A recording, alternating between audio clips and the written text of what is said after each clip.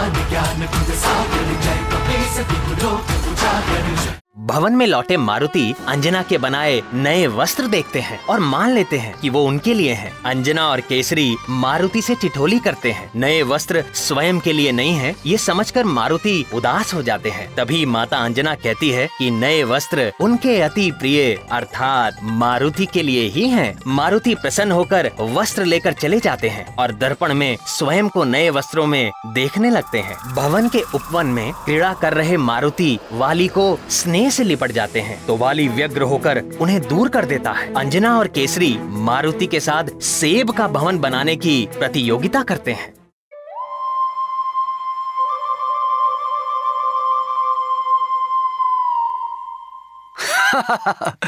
देखा, मैं जीत गया।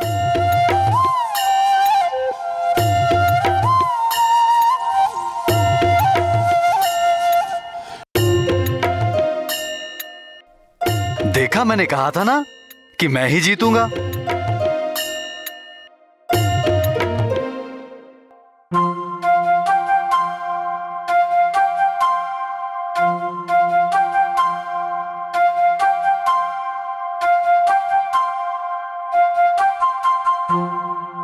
माँ,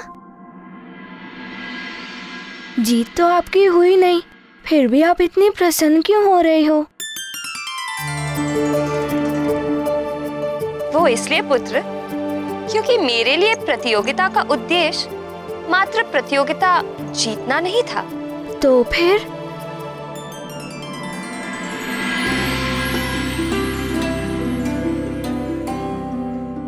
इस प्रतियोगिता में भाग लेने से मुझे मेरे अपनों के साथ सुखद समय व्यतीत करने का अवसर मिला और उसी से मेरा मन इतना प्रसन्न हो रहा है। तो क्या माँ, किसी भी प्रतियोगिता में जीतना आवश्यक नहीं है? प्रतियोगिता में जीतना अति आवश्यक है पुत्र, किंतु उससे भी अधिक आवश्यक है प्रतियोगिता में अपना सर्वश्रेष्ठ प्रदर्शन करने की इच्छा शक्ति, जिसके लिए हमें भरपूर परिश्रम करना चाहिए।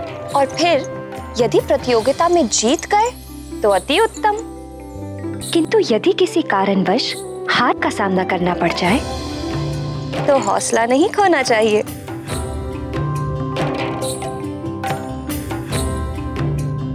तो फिर क्या करना चाहिए माँ? हमें उस हार से शिक्षा लेकर अपनी कमियों को दूर करने का अथक प्रयास करना चाहिए और पुनः दुगने उत्साह के साथ खेल के मैदान में उतरकर प्रतियोगिता में जीत कर दिखाना चाहिए। और हाँ, हमें ना तो कभी अपने विजय का अहंकार करना चाहिए और ना ही अपने हार के सामने हार माननी चाहिए। तो अब बताओ, कल प्रतियोगिता में जाकर क्या करोगे? मारुति कल प्रतियोगिता में सर्वश्रेष्ठ प्रदर्शन भी करेगा और खेल का आनंद भी उठाएगा।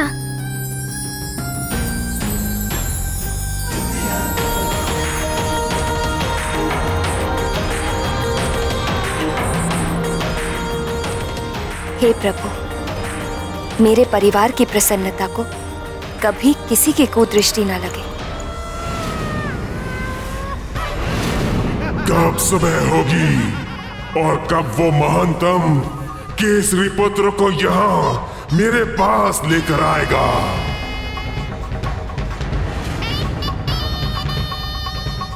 आजा केसरी नंदन, मेरे आनंद धन।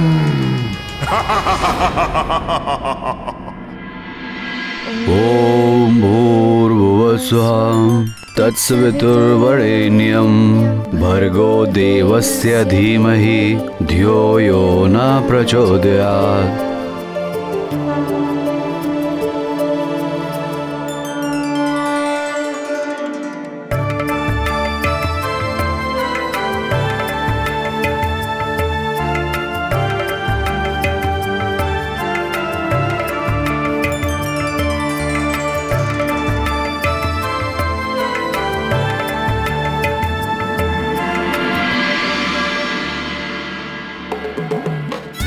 स्मरण है ना सखा? कल प्रतियोगिता है। कल प्रातः होते ही मुझे उठा देना। और स्मरण रखना सखा, भूलना नहीं।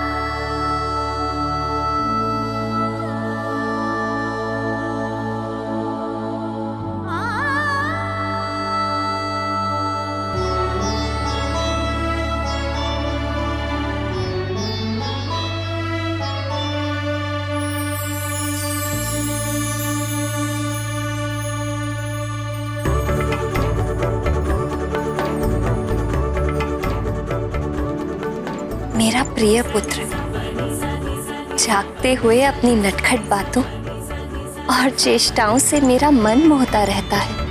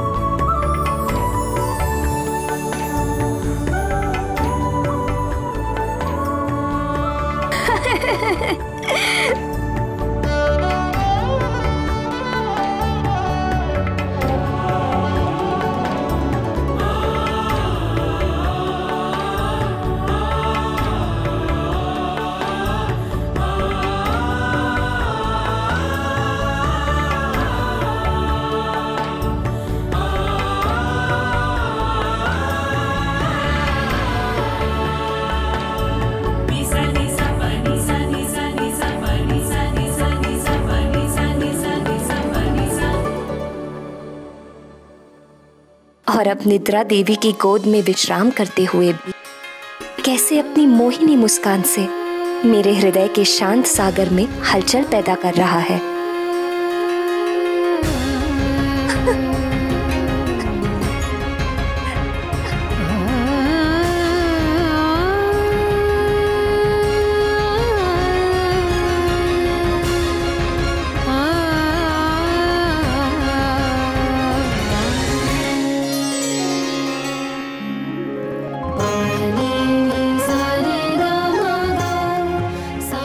क्या हुआ प्रिय? अपने सोते हुए पुत्र से क्या बात कर रही हो प्रिय? जागते हुए ये नटखट इतना अवसर ही कहाँ देता है कि मैं इसे जी भर के निहार सकूं। किंतु तुम ही तो मुझे समझाती हो कि सोते हुए संतान को निहारने से माता पिता की दृष्टि लगने का भय होता है। किंतु मैं तो ठीक है, अब तुम भी सो जाओ, अन्यथा मुझे भी तुम्हें प्रेम लोरी सुनाकर सुलाना पड़ेगा। और यदि आपकी लोरी सुनकर हमारे पुत्र की निद्रा टूट गई तो आपकी प्रेम लोरी सुनना तो दूर की बात, हमें शांति से सोने भी नहीं देगा।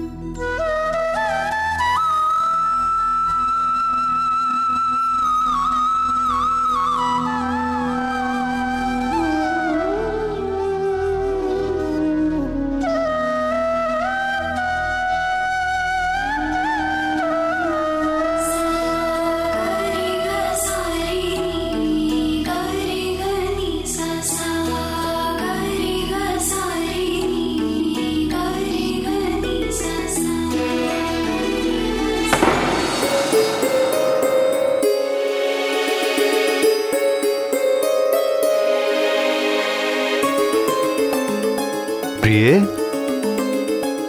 अंजने, ये विचित्र ध्वनि कैसी? अंजना भी कक्ष में नहीं है। कहां चली गई?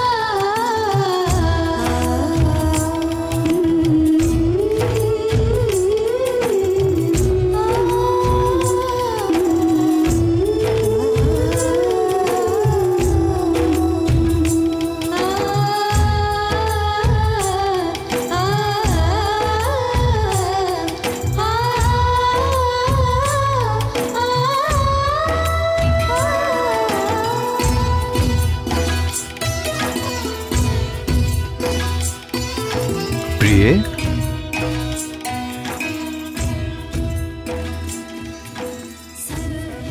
अर्धरात्रि में ऐसा क्या आवश्यक कार्य आ गया प्रिय, जो हम पिता पुत्र को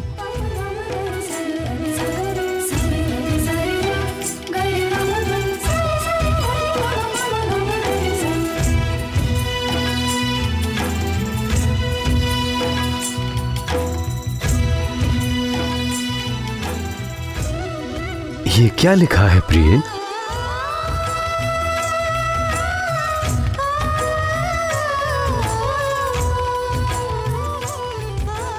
ये मेरी उन कामनाओं की सूची है जो मैंने हमारे पुत्र के उज्जवल भविष्य के लिए सोचा है। हमारा पुत्र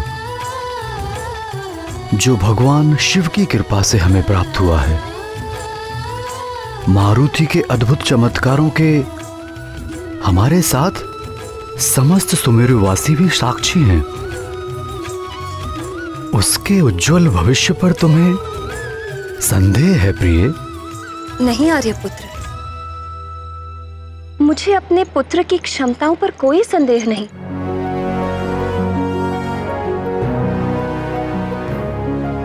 किंतु मैं मां के हृदय को कैसे समझाऊं? देखूं तो क्या लिखा है तुमने?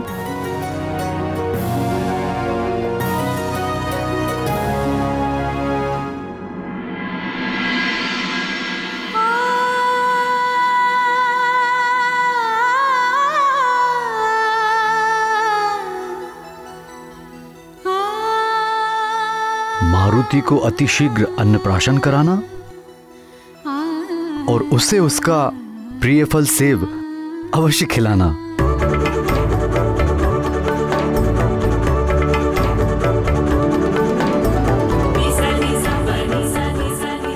प्राणियों का आचार विचार, भावना, आकांक्षा और अंतरात्मा पर उनके द्वारा खाए जाने वाले अन्न का अत्यंत गहरा प्रभाव पड़ता है।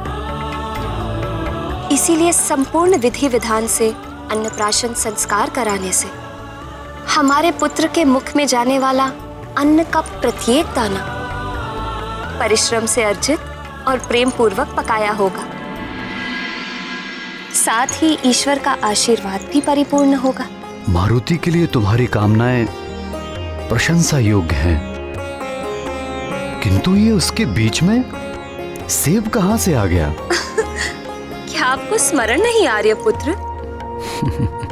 जन्म के दूसरे दिन ही मारुति सेब को देखकर कितना उतावला हो गया था।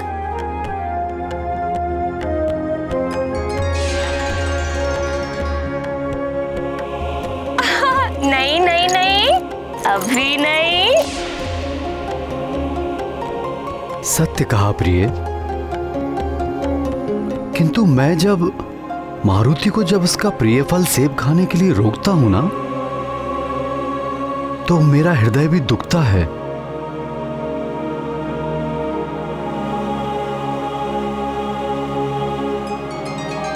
मारुति का उपनयन संस्कार करवाना।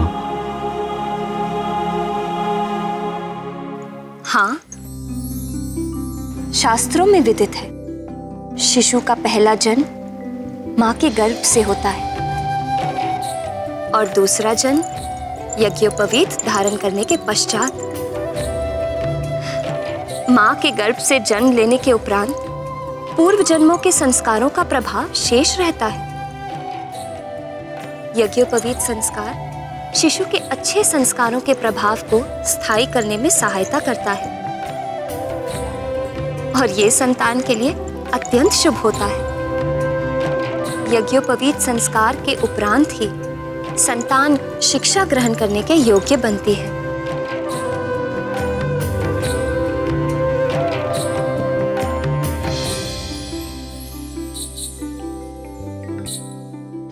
क्या हुआ आर्यपुत्र? क्या सोच रहे हैं? मैं सोच रहा हूं कि पिता होने के नाते मैं अपने पुत्र के बारे में ये सब क्यों नहीं सोच पाया।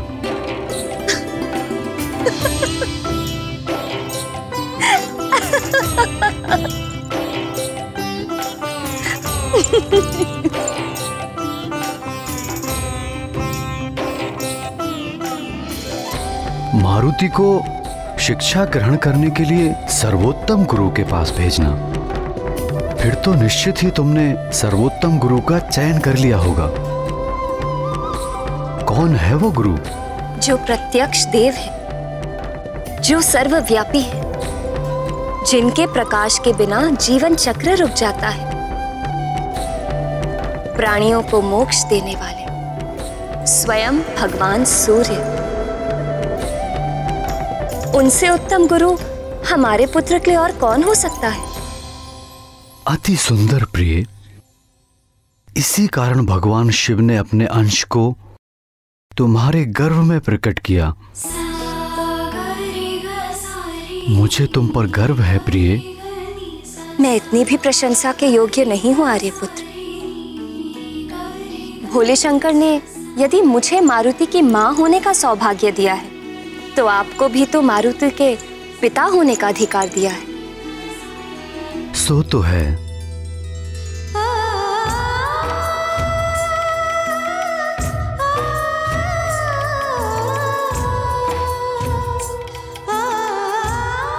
मारुति को भगवान विष्णु के अवतारों और श्री राम की कथा सुनाना,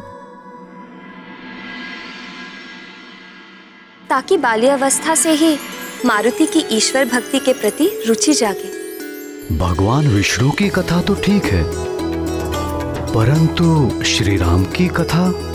स्मरण कीजिए, गौरी और उनकी गैया ने राम नाम से संबंधित प्रश्न के उपरांत हमें क्या बताया था? भगवान भोलेनाथ के इच्छानुसार तुम्हारे पुत्र का जन्म विष्णु अवतार श्री राम की सहायता के लिए हुआ है। युवराज का जन्म तो बड़े बड़े कार्य करने के लिए हुआ है। इनके चमत्कारी कर्तव्यों पर तो सारा संसार चकित और मोहित रह जाएगा। किंतु प्रिय, क्या तुम्हें ज्ञात है कि श्री राम कौन हैं और उनकी कथा क्या है? हमारे पुत्र के उज्जवल और मंगलमय भविष्य के लिए हमें इस प्रश्न का उत्तर ढूंढना होगा कि श्री राम कौन है, राम कहाँ है, राम कहाँ है, राम कहाँ है।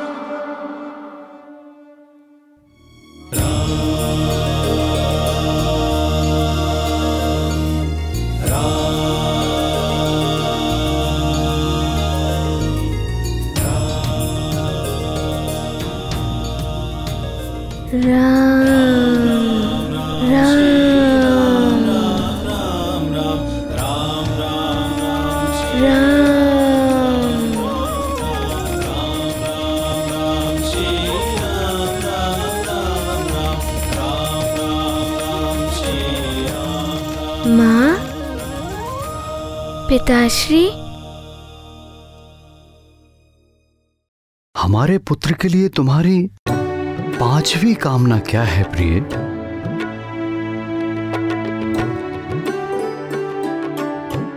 ऐसे क्या देख रही हो प्रिय?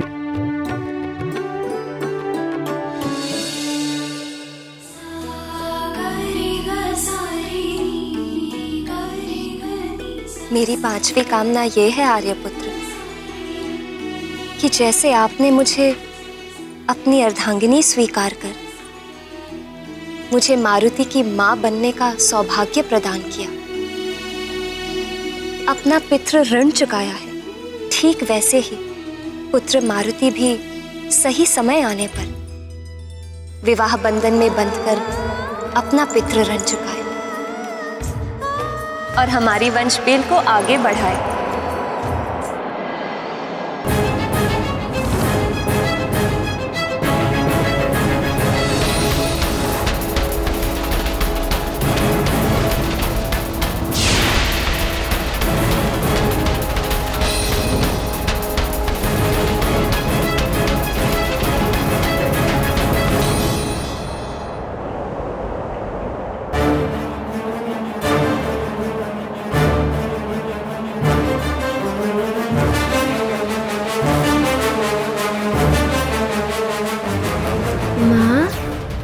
पिताश्री,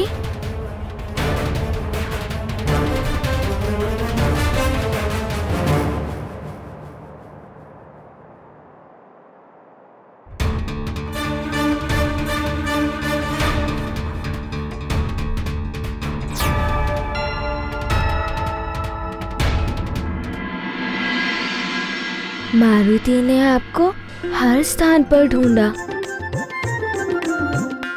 और आप यहाँ हैं प्रभु के घर पे।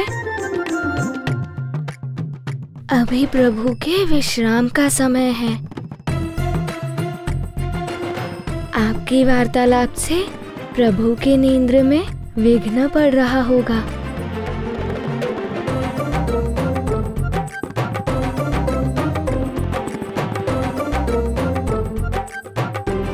चलिए ना माँ, आपके यहाँ रहने से प्रभु के और मारुति की निद्रा में विघ्न पड़ रहा है।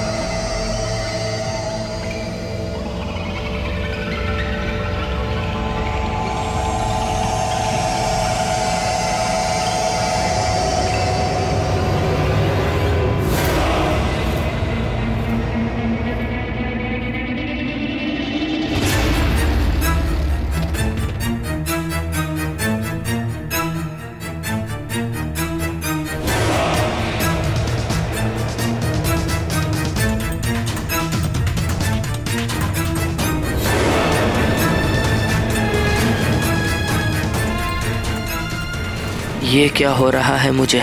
कहीं मैं सचमुच धर्म के मार्ग से भटक तो नहीं गया? माता, माता।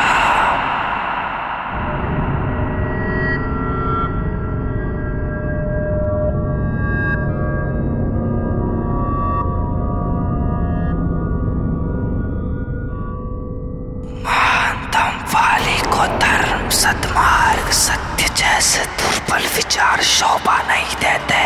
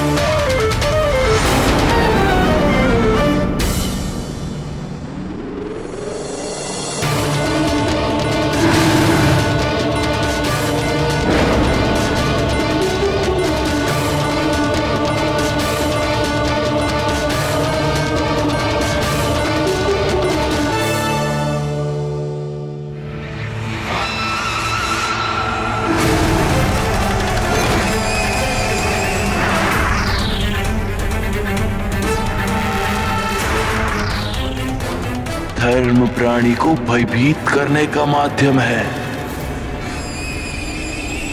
सद्मार्ग की खोज वो करते हैं जिनके जीवन में कोई महान लक्ष्य नहीं होता। सत्य की बैसाखी का सहारा वो लेते हैं जिन्हें अपने बाहुबल पर विश्वास नहीं होता। महानतम वाली जिस मार्ग पर चल रहे थे वही मार्ग उसके लिए श्रेष्ठ है।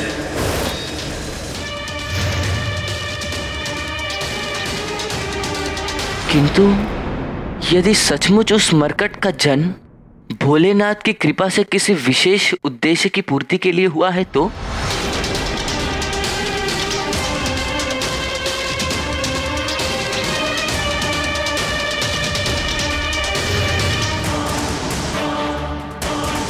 इस संसार में प्रत्येक जीव किसी न किसी उद्देश्य की पूर्ति के लिए ही जन्म लेता है।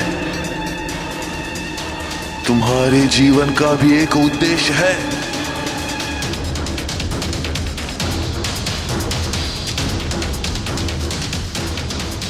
क्या महानतम वाली अपने उद्देश्य को भूल गया है?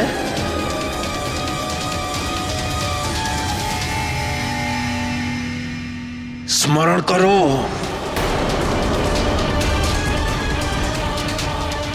महानतम वाली की जीवन का उद्देश्य क्या है? स्मरण करो, स्मरण करो।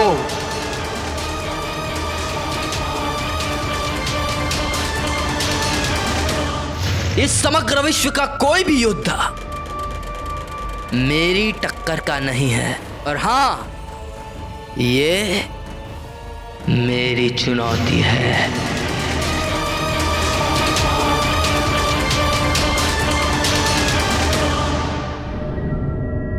क्या कुछ स्मरण आया?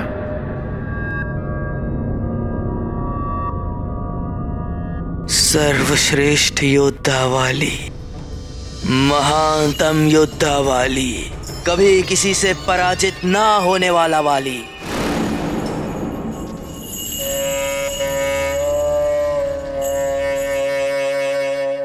तो फिर अपने दुर्बल विचारों को अभी इसी क्षण त्याग दो और पूरा करो अपने महानतम योद्धा बनने का लक्ष्य। तो चलो आगे बढ़ो और मिटा दो अपनी राह में आने वाली हर बाधा को। मैं महानतम था, मैं महानतम हूं और मैं महानतम रहूंगा, और संसार सदा मुझे इसी नाम से जानेगा। मैं महानतम, महानतम वाली।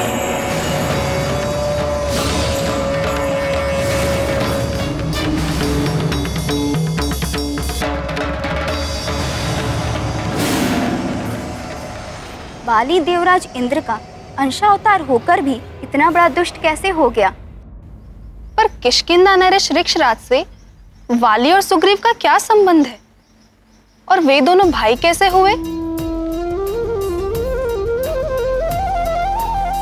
किष्किंधा नरेश ऋक्षराज से वाली और सुग्रीव का नाता जितना विचित्र था, उतनी ही विचित्र है इन दोनों भाइयों के जन्म की कथा।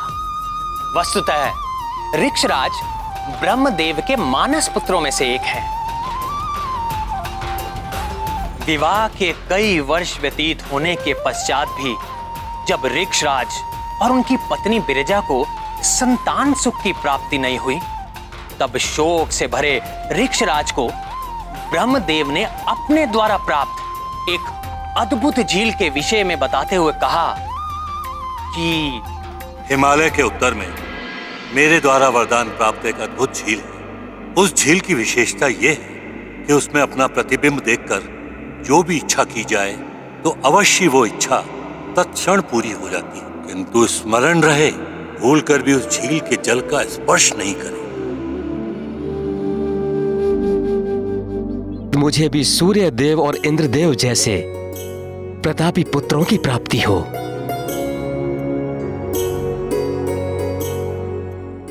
ब्रह्मदेव द्वारा वरदान प्राप्त उस अद्भुत झील को देखकर ऋक्षराज अपने पिता की दी हुई चेतावनी को स्मरण ना रख सके और एक नारी के रूप में परिवर्तित हो गए।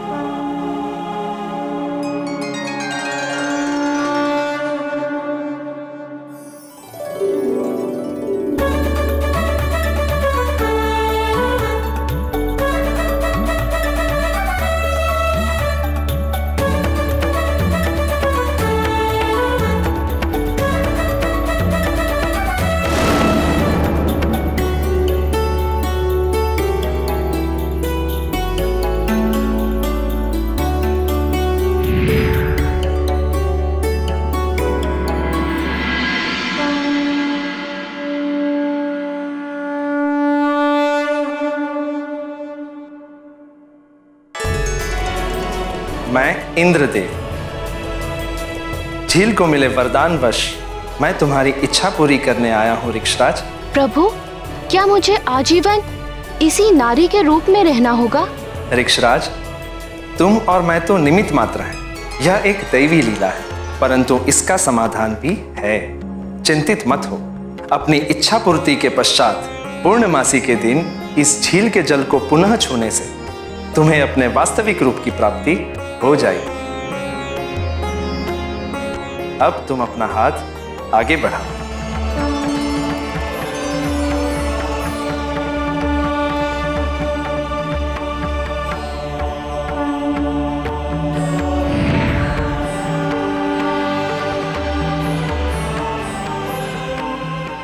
तुम्हारा यह पुत्र वाली के नाम से प्रसिद्ध होगा। वाली?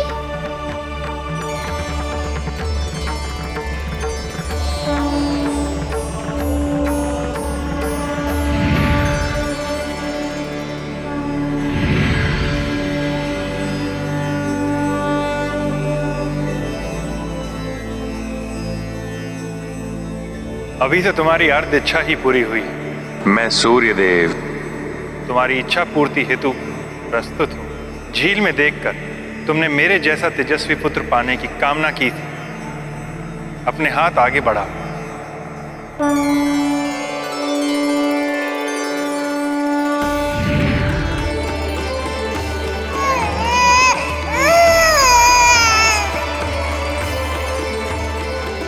तुम्हारा ये पुत्र सुग्रीव के नाम से प्रसिद्ध होगा।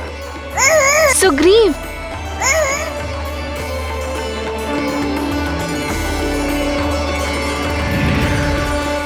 वाली तो देवराज इंद्र के पुत्र थे, तो देवराज अपने पुत्र को समझाते क्यों नहीं? माता पिता का कर्तव्य होता है अपनी संतान के लालन पालन में किसी भी प्रकार की कमी ना होने दे। अच्छी शिक्षा दीक्षा, अच्छा आचार विचार, अच्छा आहार व्यवहार, ये सब माता पिता का उत्तरदायित्व है। परंतु संतान अपने कर्म के लिए स्वयं उत्तरदायी होती है।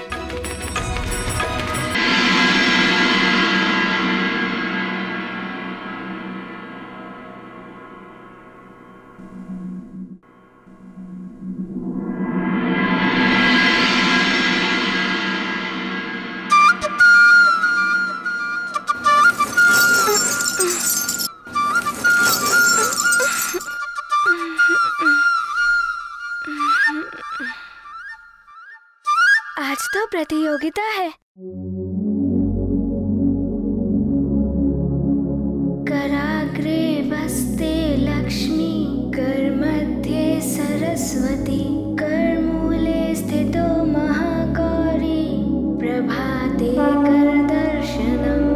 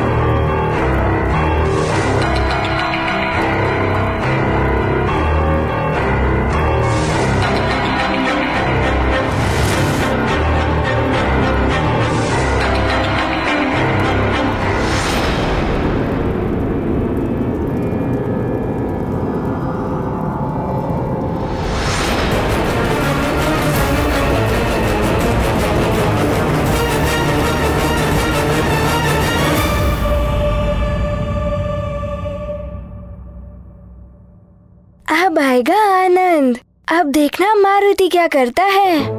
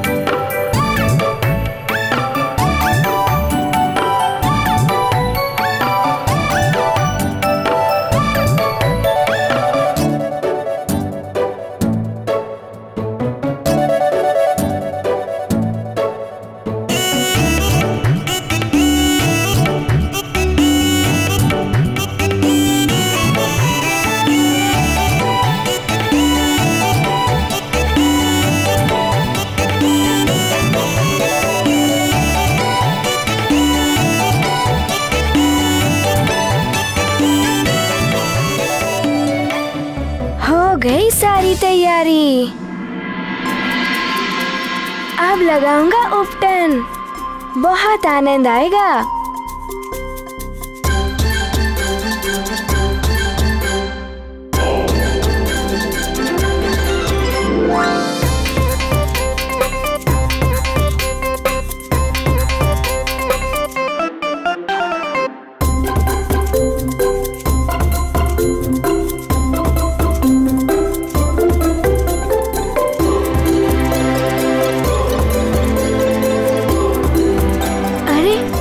इसमें तो जल है ही नहीं। अब मारुति क्या करेगा? मारुति को तो भरने के पश्चात अत्यंत विलंब हो जाएगा।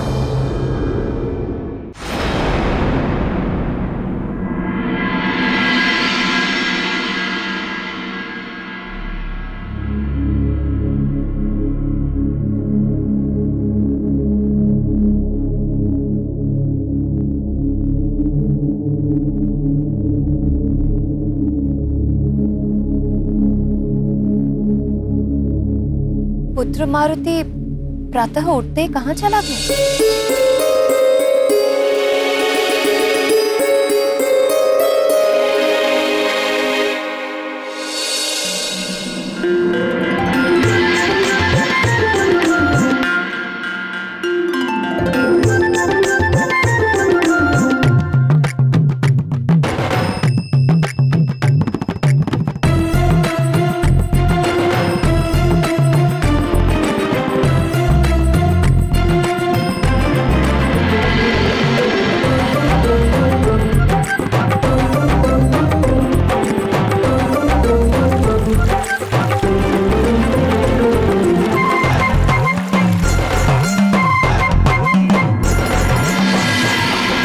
क्या करूं? मुझ महानतम वाली के उद्देश्य की पूर्ति के लिए कौन सा शस्त्र श्रेष्ठ रहेगा?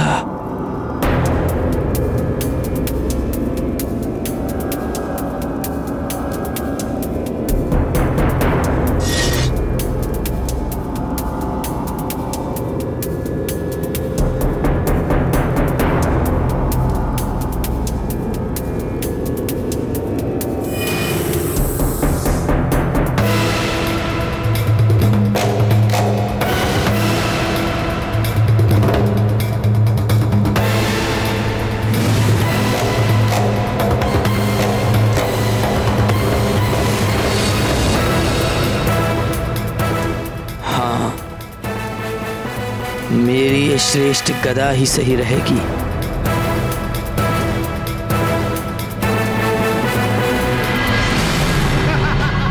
अब आएगा केसरी नंदन, मेरे आमोदवन।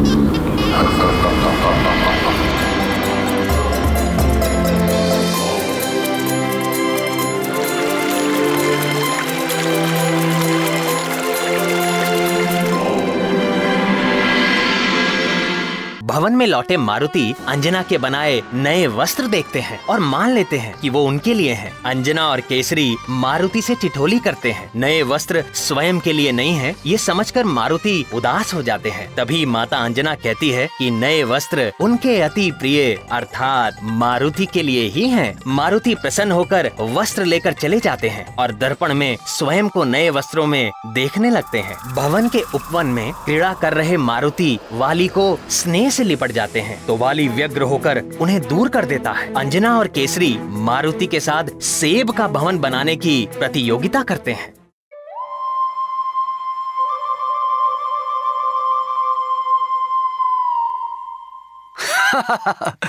देखा, मैं जीत गया।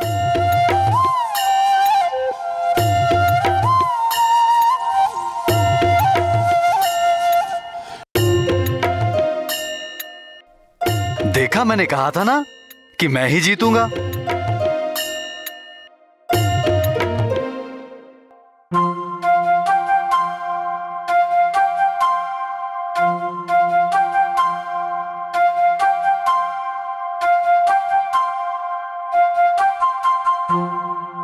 माँ,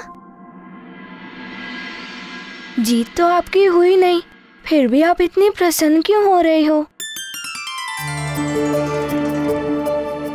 वो इसलिए पुत्र, क्योंकि मेरे लिए प्रतियोगिता का उद्देश्य मात्र प्रतियोगिता जीतना नहीं